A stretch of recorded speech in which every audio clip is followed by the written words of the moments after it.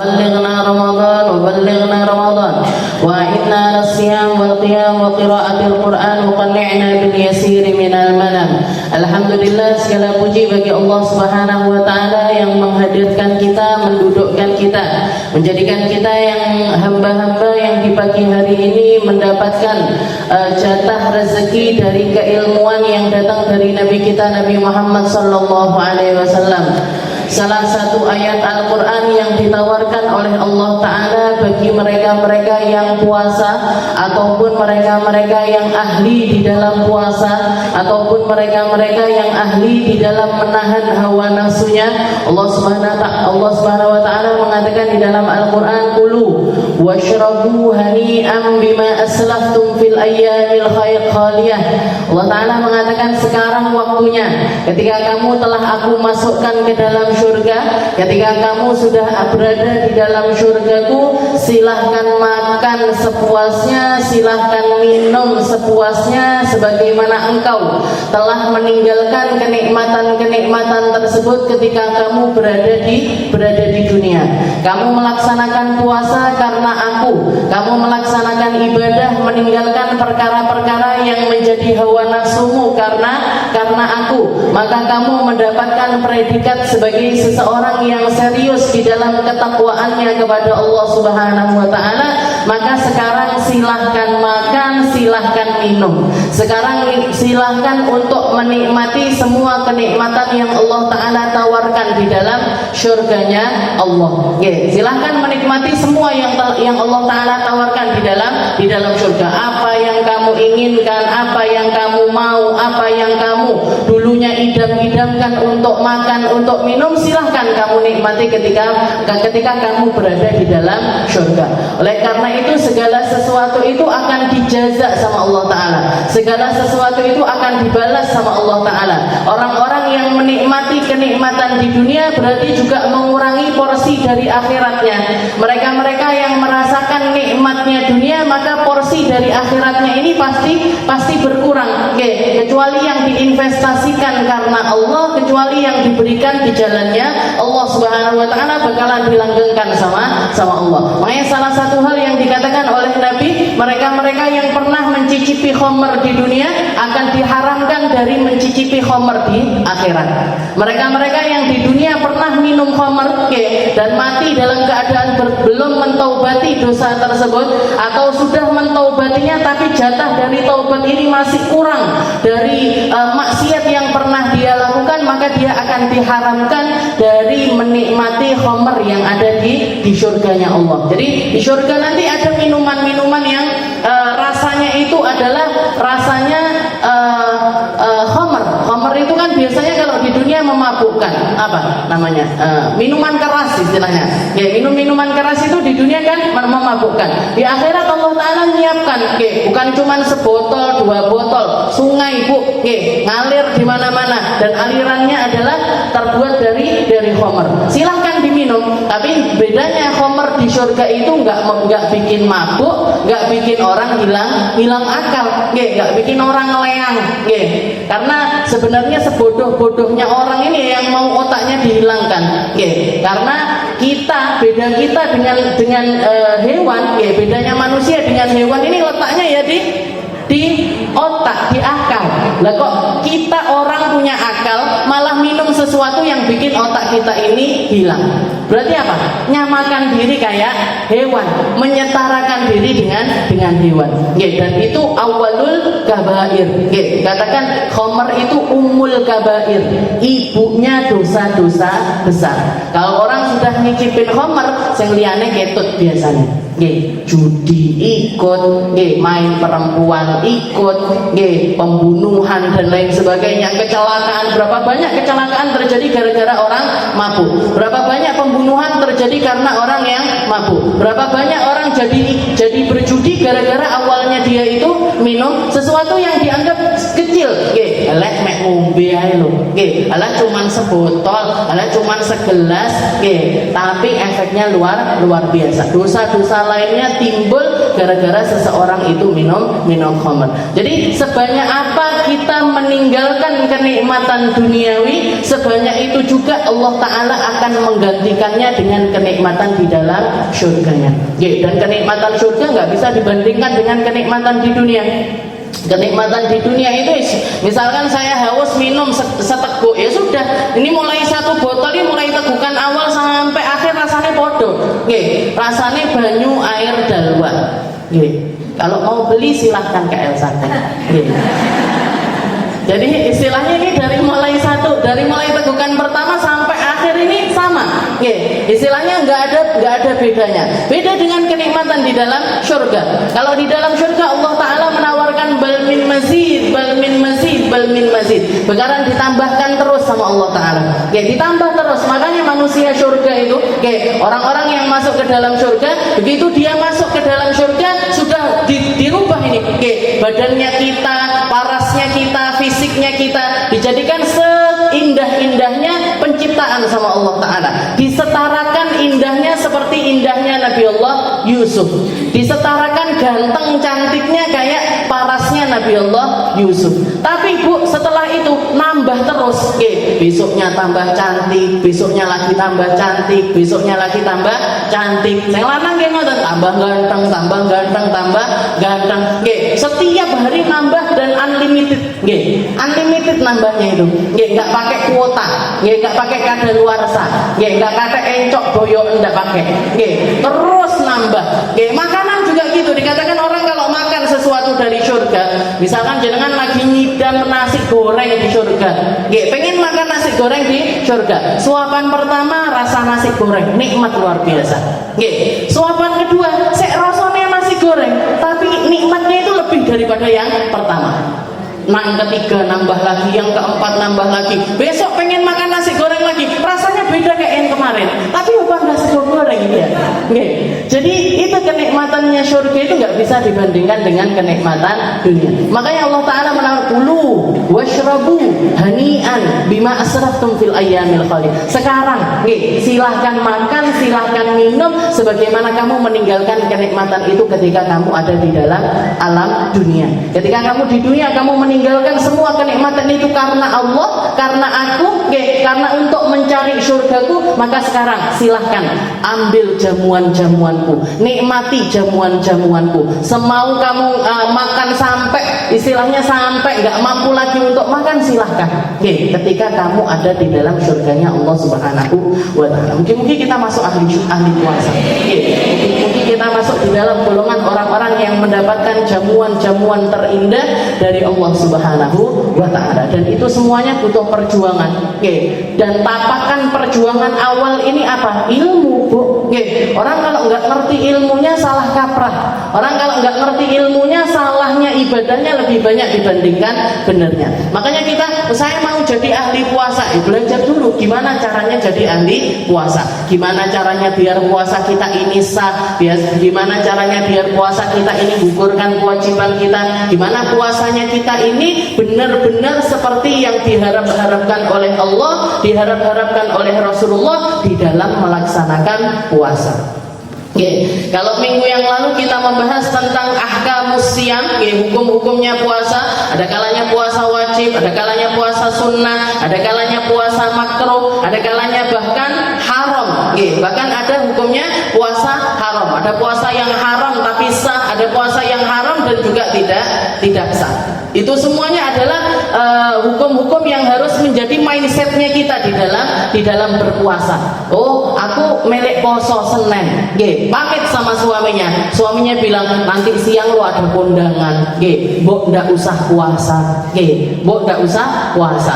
Maka ya sudah, ndak puasanya jenengan lebih afdol dibandingkan jenengan puasa. Bahkan bisa jadi tetap dapat pahalanya puasa Senin meskipun jenengan nggak puasa hari Senin. Tetap dapat. Kenapa? Karena ta'atuz zauj, karena taat sama suami pahalanya lebih besar. Tapi yo golek-golek ya. Ya, habis kondangan yang dina. Aku niat puasa tapi mbok ndak usah. dipasak-pasak nih, nggak usah digolek. Jadi kita niat dari awal untuk puasa, tapi misalkan terjadi sesuatu, tapi puasa sunnah loh, yang bisa digitukan itu puasa sunnah. Kalau puasa wajib mutlak nggak boleh. Jadi meskipun suami yang nyuruh untuk membatalkan puasa, tetap nggak boleh untuk dibatalkan. Nanti kita perinci di kalau sudah nyampe babnya. Nah, sekarang kita masuk ke dalam syurutus siyam, syurutus shaum, syaratnya orang puasa. Syaratnya orang puasa. Puasa ini punya syarat-syarat. Ada kalanya sampai ke tingkat sahnya puasa, ada yang sampai ke tingkat wajibnya puasa. Jadi ada syurut sihhatis shaum, syarat sahnya puasa, ada syarat wajibnya puasa. Apa bedanya? Kalau syarat sahnya puasa, orang yang memenuhi syarat ini puasanya sudah sah, puasanya sudah sah, puasanya sudah berpahala, tapi sebenarnya dia tidak diwajibkan. Tapi bisa jadi dia ini orang yang tidak wajib untuk puasa. Seperti apa? Seperti kalau jenengan lihat di awal perbedaannya, yang syarat 1 dan 2. Kalau syarat sah, syarat yang pertama adalah Islam dan juga mumayyiz. Islam mumayyiz. Kalau yang syarat wajib, Islam sama mukallaf. Islam mukallaf. Apa bedanya? Kalau mumayyiz, orang anak yang mumayyiz, itu adalah anak yang sampai ke usia di mana dia itu sudah bisa makan sendiri, bisa minum sendiri, bisa cebok sendiri. Bisa makan sendiri, bisa minum sendiri, bisa cebok sendiri. Itu adalah pertanda kalau anak ini sudah masuk anak mumayyiz. Anak mumayyiz. Biasanya rata-rata usia 6 tahun ke atas. Usia 6 tahun ke atas. Nah, anak-anak, dan ini sebenarnya syarat sahnya semua ibadah. Syarat sahnya semua ibadah. Sholat, pokoknya anaknya sudah masuk usia 6-7 tahun, sudah ngerti cebok sendiri, wudu sudah bisa, baca Fatihah sudah bisa, maka sholatnya si anak ini tadi, meskipun misalkan umurnya 8 tahun, 9 tahun, belum balik, belum masuk ke usia balik, belum jadi anak yang mukallaf, tapi sholatnya dia sudah sah. Jadi kalau jenengan makmuman di belakang anak laki-lakinya yang usianya 8 tahun, 9 tahun, yang penting dia sudah bisa melaksanakan sholat itu dengan benar, jadi tahu mana yang batalin sholat, wudunya sudah benar. Jadi sekolah, misalkan sekolah Islami, jadi dia diajarin itu semua, Fatihah sudah benar, maka silahkan jenengan jadikan imam sholat, sah sholatnya dia ini sudah sah. Itu yang namanya orang anak haji. Jadi anak bayi haji, karena ada ibu-ibu bawa anaknya masih di gendongan, mau berangkat haji. Di tengah jalan nanya sama Nabi, ya Rasul, apakah anak ini sudah bisa untuk melaksanakan haji? Katanya Nabi, na'am. Ya, anak ini sudah bisa haji. Tapi nanti kalau dia sudah balik, suruh berangkat haji lagi. Karena dia dalam istilahnya, dia ini hajinya sah tapi belum wajib. Hajinya dia sah tapi belum wajib. Puasa juga gitu, Bu. Jadi anak kalau yang penting sudah Islam, Islam sudah pasti, kalau orang tuanya Islam, anaknya mesti Islam. Setelah itu dia mumayyiz, sudah bisa makan sendiri, minum sendiri dan lain sebagainya, maka puasa bagi anak tersebut hukumnya adalah sah meskipun belum wajib. Makanya itu adalah masa di mana kita melatih mereka agar puasanya ini benar-benar bisa sempurna setelah dia ini masuk usia balik. Kasih ilmu, dicontohkan, diajarin dan lain sebagainya. Sampai kapan? Sampai balik. Balik dia harus sudah melaksanakan puasa itu secara benar. Istilahnya mulai usia 6-7 tahun itu mulai ajarin puasa. Tidak apa-apa, puasa duha dhisik, habis itu puasa beduk, habis itu puasa asar, puasa setengah asar, jadi asar setengah asar menjelang maghrib bukonek, tidak apa-apa. Jadi duha maem, siang maem, sore maem, nanti maghrib melok buko, tidak apa-apa. Lek bocah cilik tidak apa-apa. Yang penting ojo sampai tuwek. Jadi Islam mumayyiz, Islam dan juga mumayyiz ini adalah syarat sahnya puasa. Nah, kalau syarat wajibnya puasa, Islam setelah itu mukallaf. Mukallaf ini apa? Baligh berakal. Nggih, baligh berakal. Baligh itu kalau perempuan macam-macam. Nggih, bisa jadi dengan keluarnya mani, bisa jadi dengan haid, bisa jadi dengan masuknya dia ke usia 15 tahun. Kalau belum terjadi dua hal yang sebelumnya. Kalau anak laki-laki tanda balighnya keluar mimpi basah, hulum, ihtilam, keluar mani. Kalau enggak gitu usia 15 tahun. Ini adalah tanda anak itu sudah jadi mukallaf. Nah, mukallaf ini sudah wajib. Kalau apa-apa, kalau melakukan apapun, dia ini sudah harus benar. Sudah harus benar. Makanya kita benar-benar. Jadi jenengan mulai anak usia 6 tahun, 5 tahun sampai sekitar 15 tahun itu harus benar-benar serius di dalam mendidik anak-anak. Ya, harus benar-benar serius. Jangan sampai mereka jadi anak yang balik tapi akalnya belum matang. Jangan sampai dia ini sudah balik tapi kalau laki-laki terutama belum punya tanggung jawab, belum disiplin sama sholatnya, belum puasa dan lain sebagainya, masih kocar-kacir di dalam ibadahnya. Ini berarti dia sudah balik tapi istilahnya masih ada kurang di dalam mental spiritualnya dia.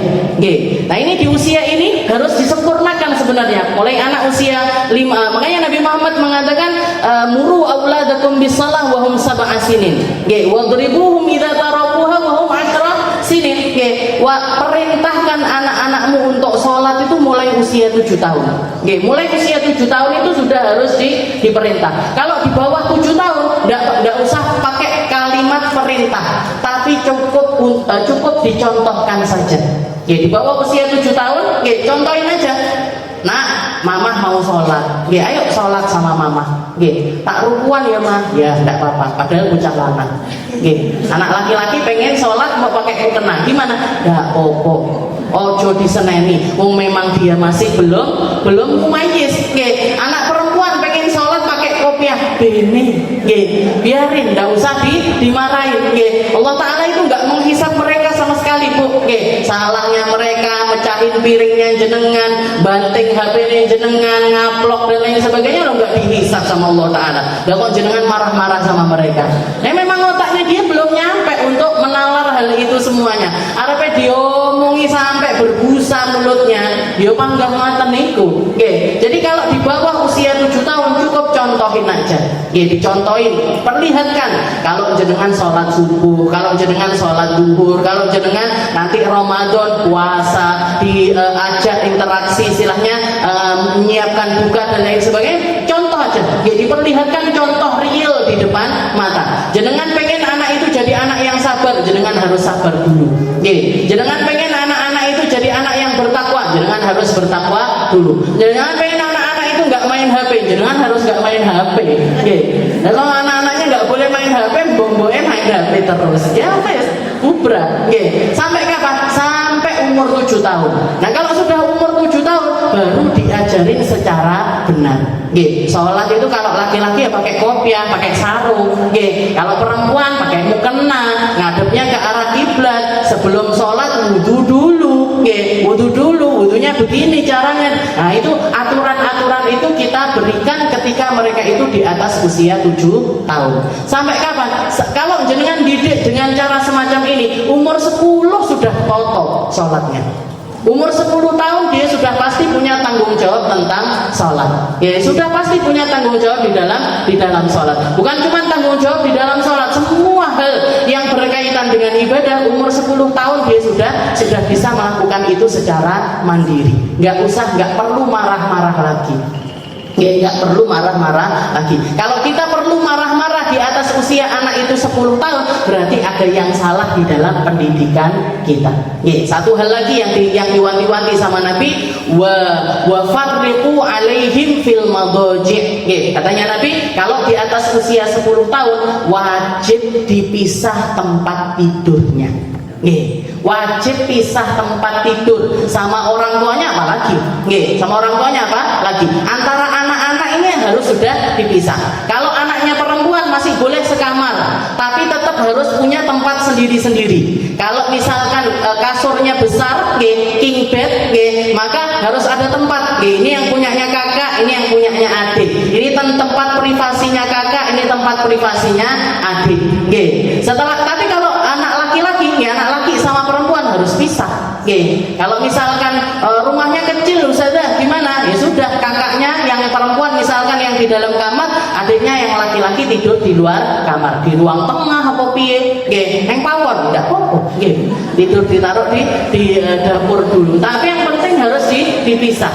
Karena usia-usia itu adalah usia-usia rawan. Rawan apa? Kalau anak laki-laki rawan mimpi basah. Dan jenengan tahu sendiri, orang laki-laki itu baliknya dia dengan mimpi basah. Mimpi basah itu apa? Mimpi basah itu berarti mulai bersyahwat, mulai punya rasa-rasa di dalam hatinya, sensasi-sensasi yang belum datang ketika dia itu sebelum usia tersebut. Istilahnya maaf, jadi mungkin nanti dia tidur tahu-tahu kasurnya basah. Ini apa nih? Dilihat nggak pesing. Ini harus ada komunikasi nih di sini. Jadi ibu-ibu kalau anaknya sudah masuk usia 9 tahun, harus nanya. Kalau punya anak laki harus nanya. Nak, sudah apa belum? Sudah pernah mimpi apa belum? Mimpi apa, Mak? Oh, berarti belum. Tapi kadang-kadang anak-anak sekarang malah justru menyembunyikan. Jadi harus ditanya.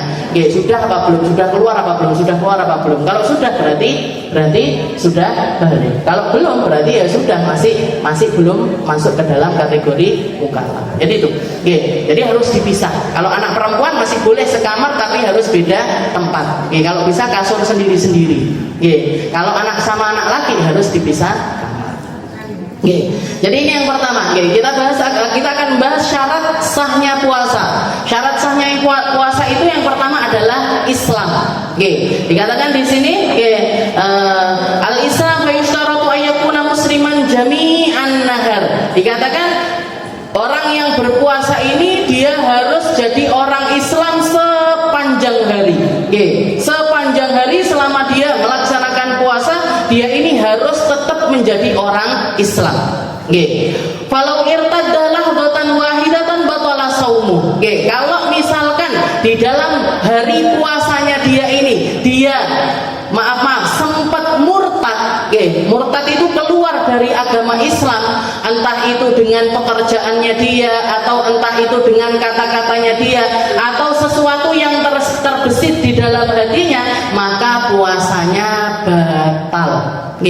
Puasanya orang ini tadi batal. Kalau irtadda lahdoh itu sebentar. Jadi misalkan dia ini murtad walaupun cuma sebentar, maka batal puasanya. Maaf saya kasih contoh. Ini biar ngerti tentang yang namanya murtad. Murtad itu bisa pakai i'tiqadan, bisa pakai keyakinan, bisa pakai pekerjaan, bisa pakai kata-kata. Saya kasih contoh satu aja. Misalkan ada orang keretek di dalam hatinya.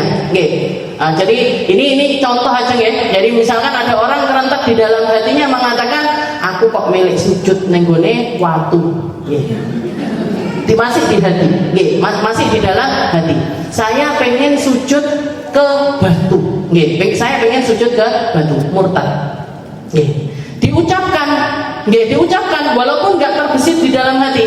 Misalkan ngelihat iklan atau ngelihat sinetron, ngelihat TV yang di situ itu pakai kalimat-kalimat yang mengeluarkan seseorang itu ke agama yang lainnya. Setelah itu keluar juga dia nirukan, tak sujud nenggone watu, murtad.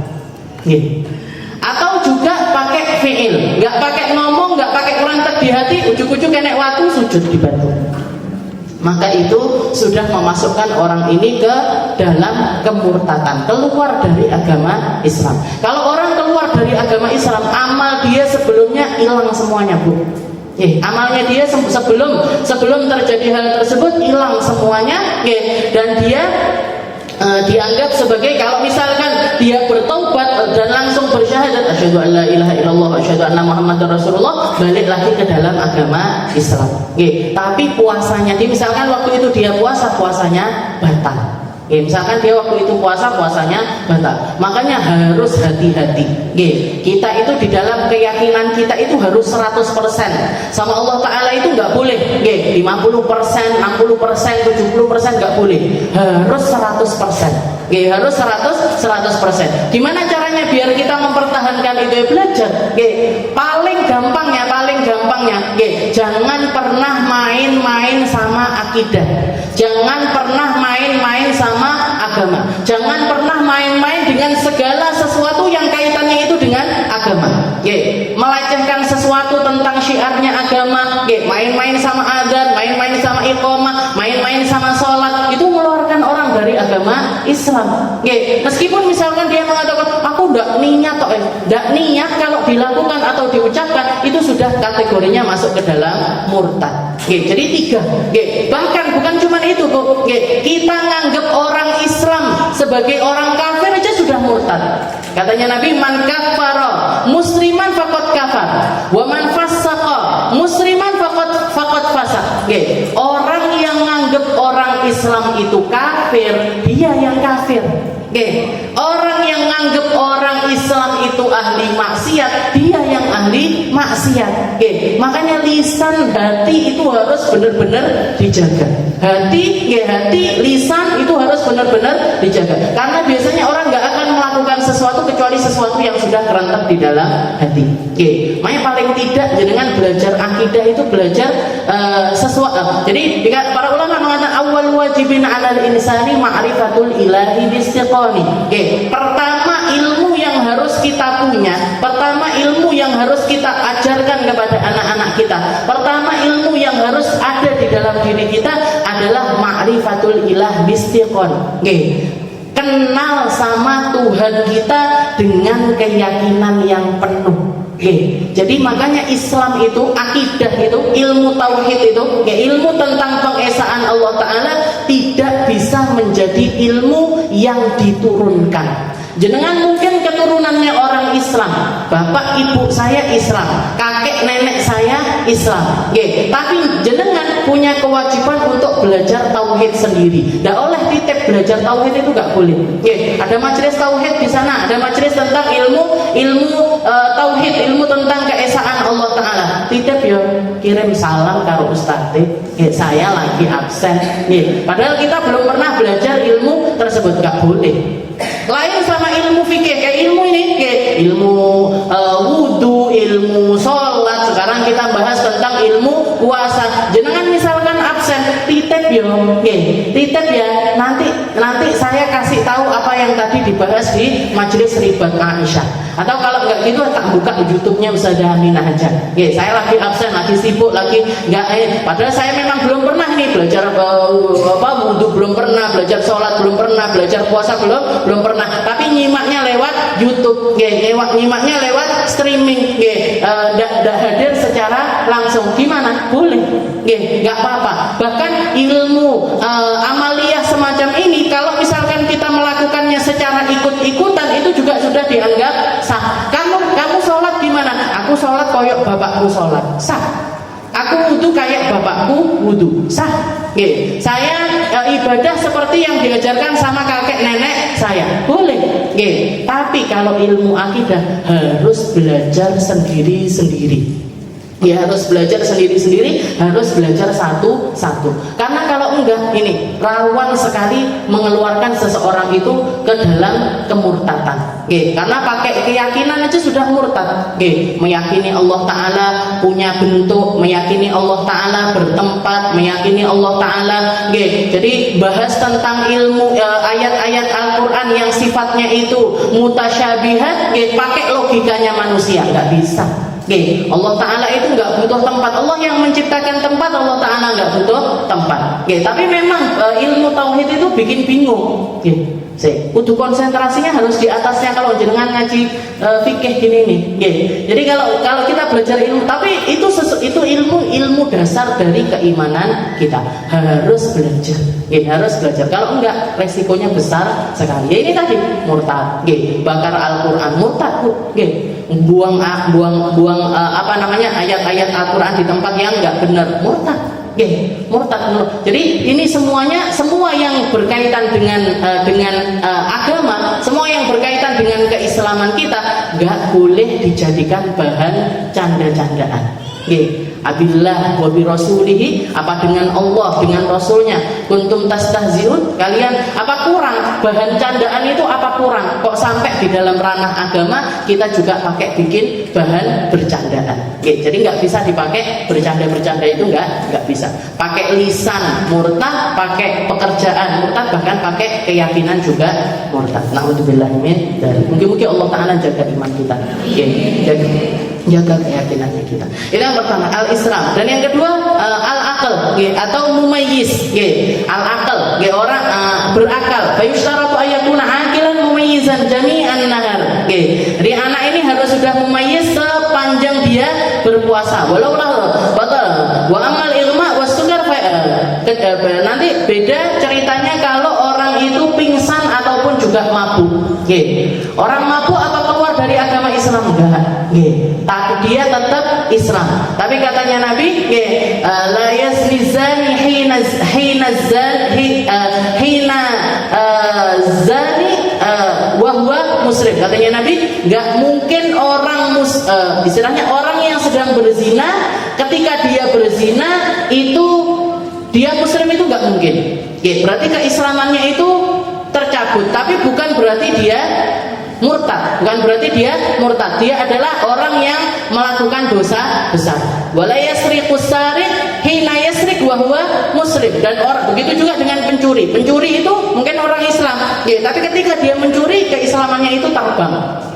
Keislamannya itu lagi entah kemana. Karena orang muslim nggak mencuri, orang muslim nggak berzina. Jadi kalau untuk orang mabuk ataupun orang pingsan, ataupun orang pingsan, kalau misalkan pingsannya atau mabuknya ini sepanjang hari, maka batal puasanya.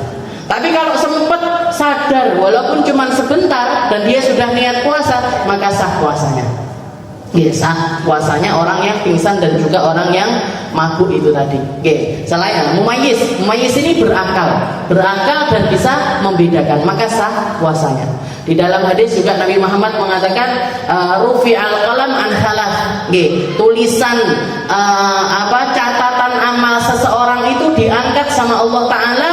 Selalu nulis, kita ini lagi ngapa-ngapain kan ditulis. Mayal fidu an qaulin illa ladaihi raqibun atid. Kita apapun yang keluar dari kita ini kan ditulis. Kita nengok sana, kita nengok sini, kita ngapain aja kan ditulis. Malaikat raqib atid yang nulis. Ada yang mengatakan yang kanan raqib, yang kiri atid. Ada yang mengatakan kanan raqib atid, kiri juga raqib atid. Jadi namanya itu jadi satu, raqib atid, karena enggak ada wa-nya, enggak ada dan, enggak ada raqibun wa atidun, enggak, tapi raqibun atidun. Jadi itu namanya satu. Ada yang mengatakan itu satu malaikat, ada yang mengatakan dua malaikat. Jadi kita kan ditulis terus. Bahkan di dalam hadis itu dikatakan, para ulama itu menafsirkan, misalkan saya ketawa, bukan cuma ditulis Minah jam 9.46 di Masjid Ribat Aisyah, di lantai 2 di atas di kursi dengan mejanya, lagi tertawa. Enggak cuma gitu, Bu. Lagi tertawa. Hanya itu ya ditulis sama malaikat. Jadi apapun yang keluar dari kita ini kan ada tulisannya, ada catatannya. Makanya orang-orang muslim ataupun orang-orang kafir yang menerima catatan amalnya itu ketika buka buku catatannya itu kaget semuanya. Padahal riwayat hidupnya sendiri-sendiri tapi kaget kabeh. Mali hadal kitab la yughadiru saghiratan wala kabiratan illa ahsaha. Ini buku apa ini? Catatan macam apa ini? Enggak ketinggalan sedikit pun dari amaliyah kehidupan saya, sedikit pun. La yughadiru saghira, pekerjaan besar ataupun pekerjaan kecil semuanya tercatat secara rinci di dalam buku amal kehidupan saya. Mulai kapan? Mulai balik sampai meninggal dunia. Mulai balik sampai meninggal dunia itu ada catatannya semuanya. Tapi ada keadaan-keadaan di mana buku catatan ini tadi pensilnya atau penanya itu terangkat. Kapan? Ketika kita dalam keadaan dalam tiga keadaan. An-naim hatta yastayqin, orang tidur sampai bangun. Ya ketika jenengan tidur itu tidak dicatat itu. Jadi misalkan ngimpi-ngimpi, ngelindur-ngelindur, nyeneni bojone ujug-ujug, karena biasa nyeneni bojone sampai tidur panggah ngomel-ngomel. Sampeyan wis kei duit titik, panggah jaluke reno-reno, misalkan, lagi tidur ngomel-ngomel seperti itu nggak dicatat sama malaikat. Makanya kalau ngomel pas ngimpi aja, kalau ngomel pas tidur aja. Anak yang matanya saya kita lagi tidur itu nggak ada catatan amal. Setelah itu yang kedua, wal majnun hatta yafiq. Orang gila sampai sadar. Gila yang beneran, orang gila sampai dia itu sadar dari kegilaannya. Jadi orang-orang gila itu nggak dapat catatan amal, Bu. Masih udah nih pinggir jalan, masih dia itu ngapa-ngapain, dia itu nggak kena catatan amal, nggak masuk di dalam kategori orang yang dicatat amalnya karena akalnya hilang. Akalnya hilang. Dan yang ketiga adalah as-sobi hatta yablu, anak kecil sampai dia balik. Anak kecil sampai dia balik. Begitu masuk ke usia balik atau begitu dia mengalami sebab-sebabnya balik. Kalau anak perempuan haid, kalau anak laki-laki mimpi basah, maka sejak itu tulisan catatan amalnya ini berjalan. Sebelum itu nggak ada catatan, nggak ada catatan. Jadi ojo jenengan dewe sing nyatet, jangan dicatetin sendiri. Anak ini, anak ini. Kalau di bawah usia balik itu nggak ada catatan buat dia. Al-aqlu, al-aqlu. Setelah itu yang ketiga, an-naqa anil haid wan nifas, bersih dari haid dan juga nifas. Jadi kalau orang lagi haid, lagi nifas, nggak sah puasanya juga nggak wajib puasa. Jadi bukan cuma satu syarat saja, tapi dua-duanya ini nggak sah. Dia nggak sah secara seseorang untuk berpuasa, dia juga udah masuk kategori orang yang wajib berpuasa. Jadi kalau ada perempuan haid atau perempuan nifas berpuasa, justru malah puasanya ini mendatangkan dosa. Jadi lagi haid tapi panggah melek poso, benda enek utang poso, nggak sah puasanya. Nggak sah, berdosa, dan dia wajib ngodok di hari yang lainnya. Haid nifas, meskipun cuman sebentar dari waktu puasa tersebut. Kemarin yang saya jelaskan, misalkan jenengan sudah puasa ini seharian puasa, maghrib kurang 5 menit bocor, maghrib kurang 5 menit keluar darah haid. Ini kan biasanya kayak rugi gitu puasa sepanjang hari. Dikira Allah Ta'ala lupa caranya nyatet pahalanya tetap dapat, tapi puasanya batal. Kalau batal wajib diganti di hari yang lain. Wajib diganti di hari yang lain. Begitu juga dengan nifas. Lagi puasa, jangan lagi hamil besar misalkan puasa. Lagi hamil besar puasa. Setelah itu tengah-tengah hari misalkan atau habis asar lahiran, habis lahir bayinya langsung keluar darah nifas. Gimana ini? Batal. Puasa hari tersebut dihukumi sebagai puasa yang batal.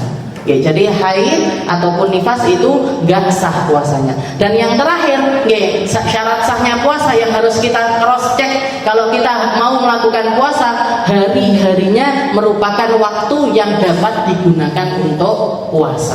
Kayak kemarin yang kita bahas, gak sah puasanya orang di hari raya Idul Fitri, di hari raya Idul Adha, di ayyamut tasyrik, di hari-hari tasyrik gak sah. Gak sah puasa di hari-hari tersebut.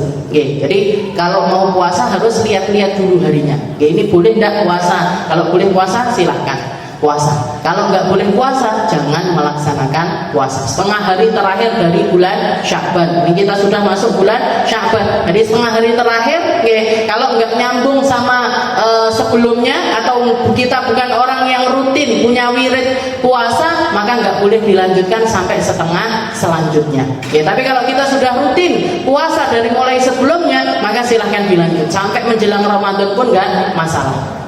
Atau kita menyambungnya sama 15 hari sebelumnya. Jadi misalkan mulai tanggal 10 Sya'ban puasa sampai tanggal 15 masih puasa. Tanggal 16 pengen puasa silahkan. Tanggal 17 pengen puasa silahkan. Tanggal 18 ada kondangan, akhirnya enggak puasa. Maka batal puasanya di tanggal 18. Tanggal 19 pengen puasa gimana? Enggak boleh.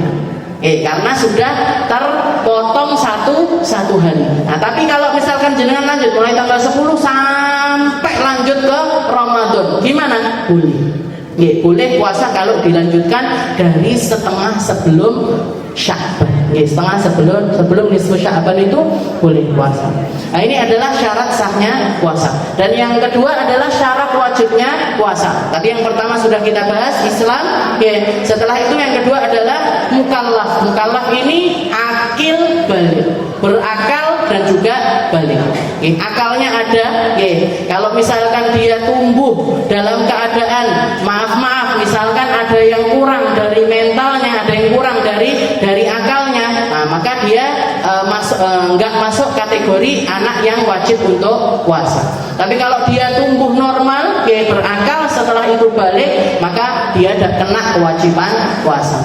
Dan yang ketiga al-itaqah. Al-itaqah itu al-qudrah alaih, mampu puasa. Mampu puasa ini secara hissi, secara hissi itu secara badannya, secara jasmaniah dia mampu puasa. Kalau nggak mampu puasa secara jasmaniah, maka nggak wajib puasa. Seperti siapa? Seperti orang tua renta. Jadi misalkan ada orang tua sampai usia 80-90 tahun misalkan. Badannya sudah lemah, sudah nggak kuat puasa. Mau untuk makan sehari-hari aja sulit misalkan. Jadi istilahnya beda kalau misalkan usia 90 tapi sehat. Nah, usia 90 tapi sehat, maka dia tetap wajib puasa. Tapi kalau misalkan orang tua terus sakit, yang nggak mampu, istilahnya kalau disuruh puasa ini dia nggak mampu, maka orang tersebut nggak wajib puasa, cukup menggantinya dengan fidyah. Cukup menggantinya dengan fidyah. Fidyahnya 1 mud itu sekitar 7 ons beras. 1 mud per harinya, 1 mud.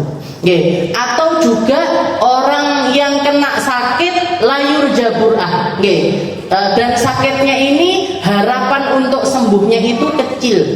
Orang sakit tapi harapan sembuhnya itu kecil. Misalkan belum tua, misalkan sekarang kan banyak usia 20 tahun, usia 30 tahun kena misalkan kena gagal ginjal. Akhirnya harus cuci darah terus, harus begini begitu, pengobatan dan lain sebagainya. Gimana ini kalau misalkan dia nggak puasa? Boleh nggak puasa? Dan dokter mengatakan sakit kamu yang semacam ini, kemungkinan sembuhnya itu kecil. Kemungkinan sembuhnya itu kecil. Misalkan dokter sudah memvonis seperti sudah stadium berapa gitu misalkan. Jadi kemungkinan sembuhnya itu kecil. Gimana ini? Wajib puasa apa enggak? Enggak wajib puasa. Langsung aja gantikan dengan fidyah. Jadi enggak wajib puasa dan enggak wajib mengqadha puasa. Tapi kalau misalkan nanti suatu hari ternyata dia sembuh, maka wajib diqadha puasanya. Tapi kalau ternyata sampai habis umurnya ini enggak sembuh-sembuh, ya sudah, fidyahnya itu sudah mencukupi dari puasanya dia. Jadi orang sakit yang layur jaburah, orang sakit yang tidak bisa diharapkan kesembuhannya, itu secara hissi. Kalau secara syar'i, jadi secara jasmaniah dia kuat, tapi syariat yang melarang dia untuk puasa. Siapa? Orang haid sama nifas. Orang haid nifas itu nggak wajib puasa. Jadi nggak sah puasa dan juga nggak wajib puasa. Dan yang keempat as-sihhah. As-sihhah. Fala yajibu 'alal marid, maka nggak wajib puasa bagi orang yang sakit. Ayyaman ma'dudat faman farada fihinna faman syahida minkumus syahra falyasum. Katanya Allah Ta'ala, orang yang ketemu sama Ramadan wajib untuk puasa. Ketemu Ramadan wajib untuk puasa. Tapi kalau misalkan lagi sakit atau lagi safar, lagi sakit ataupun lagi safar bepergian, maka fa'iddatun min ayyamin ukhra, maka boleh dia untuk enggak puasa tapi wajib mengganti di hari yang lain. Bedanya sakit ini sama sakit yang sebelumnya apa? Kalau sakit yang ini, kalau sakit yang nomor 4 ini, syarat yang keempat ini adalah sakit yang masih punya kemungkinan sembuh. Jadi misalkan ada orang lagi Ramadan sakit, dibawa ke rumah sakit, akhirnya diinfus, kan batal puasanya. Batal puasanya. Berapa hari nama misalkan 2 hari, 3 hari, jadi dia akhirnya nggak puasa. Gimana ini puasanya? Nggak apa-apa, dia nggak puasa hari itu nggak apa-apa, tapi nanti setelah keluar Ramadan wajib untuk mengganti puasa tersebut. Jadi ini sakitnya ada dobitnya, ada standarnya lah. Nggak semua sakit boleh batalin puasa. Loro untu, cucuk batal, ngeluh titik, lemes isu-isu buko angel. Jadi dhabitul maradul mubih lil fitr huwa alladhi yuqafu minhu al halak aw ta'akhuru syifa aw ziyadatul marad wa dzalika ma yusamma tamahdurut tayammum. Jadi 3 patokannya. Kalau orang sakit yang boleh batalin puasa itu patokannya adalah yang pertama ayyuqafa minhul halak. Bisa jadi dia adalah kalau misalkan dia batalin puasa takut sakitnya ini bawa ke sakit yang lebih serius. Bawa sakit ke lebih serius. Jadi misalkan dia punya mah, sakit mah, kalau saya puasa nanti mahnya tambah parah, atau bisa naik ke level yang selanjutnya, bisa masuk ke sakit yang lebih parah. Jadi kalau misalkan dia takut seperti itu, maka boleh untuk enggak puasa. Atau yang kedua, ta'akhuru syifa, atau kalau misalkan dia puasa kemungkinan untuk sembuh ini jadi lebih panjang. Kalau misalkan saya nggak puasa cukup minum obat sehari misalkan, tapi kalau puasa harus minum obat selama 3 hari. Nah ini juga boleh untuk nggak puasa, boleh untuk tidak puasa. Dan yang ketiga ziyadatul mardo, atau sakitnya ini tambah parah. Nah, maka dia juga boleh untuk tidak puasa. Tapi ya itu tadi, kalau sembuh diganti puasanya di hari yang lainnya. Diganti di hari yang lainnya. Itu atau yang disebut mahdurut tayammum. Gampangnya gini, kalau orang sholat sudah nggak kuat, maka dia sudah boleh untuk tidak puasa. Kalau untuk sholat di waktunya masing-masing sudah terlalu berat buat dia, maka dia untuk puasanya juga boleh untuk dibatalkan. Kayak misalkan nggak kuat nggak kuat, jadi wudhu, duhur wudhu, habis itu sholat, nanti asar wudhu, habis itu sholat, terlalu sulit untuk dia, hal-hal semacam itu terlalu sulit untuk dia, maka berarti itu membolehkan orang ini untuk membatalkan puasa. Tapi kalau masih ringan-ringan, sakit, kebeset, jenengan iris-iris berambang, terus kebeler, batalannya jadi nggak boleh kalau seperti itu. Jadi marid ini, sakit ini ada dobitnya, ada istilahnya ada takarannya lah, ada takarannya di dalam membatalkan puasa. Dan yang terakhir adalah al-iqamah atau lagi tidak safar. Ini ada tambahannya. Jadi kalau untuk yang safar ini bukan cuman safarnya setelah berangkatnya dari sebelum fajar, tapi juga perjalanannya di atas 84 km. Jadi safarnya adalah safar mobil, safarnya adalah safar panjang, terus berangkatnya dari sebelum subuh.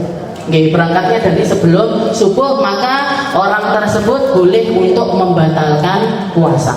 Tapi kalau safarnya safar qasid, safar pendek, Arab mudik neng di, kayak saya misalkan mau mudik kemana, ke Kediri, mau pulang ke Kediri, sudah usah poso dhisik.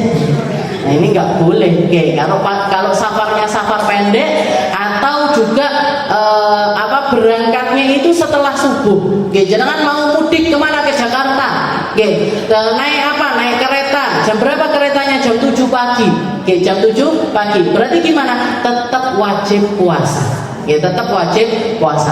Tapi kalau naik keretanya jam berapa? Jam 2 malam misalkan. Berangkat jam 2 malam. Maka itu jenengan boleh milih. Boleh tetap berpuasa boleh, dan itu lebih afdol. Kalau kuat puasa, di safar sekalipun, kalau kita merasa diri kita ini kuat untuk berpuasa, puasa masih tetap lebih afdol. Karena sehari dari Ramadan itu nggak bisa diganti dengan ribuan hari di hari yang lain. Puasa sehari di bulan Ramadan itu secara afdoliyah, secara fadilahnya itu nggak bisa digantikan, meskipun kita puasa seumur hidup untuk menggantikan 1 hari dari Ramadan itu nggak bisa. Karena kebaikan yang Allah Ta'ala berikan di setiap hari-hari Ramadan tersebut. Jadi kalau masih kuat puasa tetap lebih afdolnya adalah puasa. Tapi dia boleh memilih. Boleh memilih antara tetap puasa, boleh memilih untuk berbuka di hari tersebut. Syaratnya ini tadi, safarnya safar tawil, safar panjang.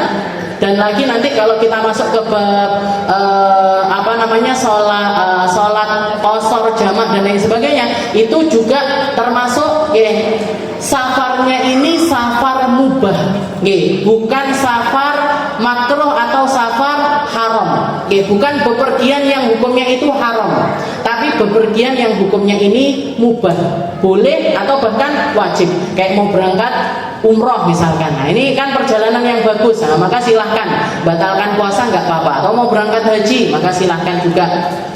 Atau misalkan kita kayak itu tadi mau lebaran mudik ke rumahnya orang tua, nah ini kan berarti kita berbakti sama orang tua kita, ini boleh batalkan puasa. Tapi kalau safarnya ini safar haram atau safar makruh, maka nggak boleh, tetap wajib puasa meskipun dia ini bepergian.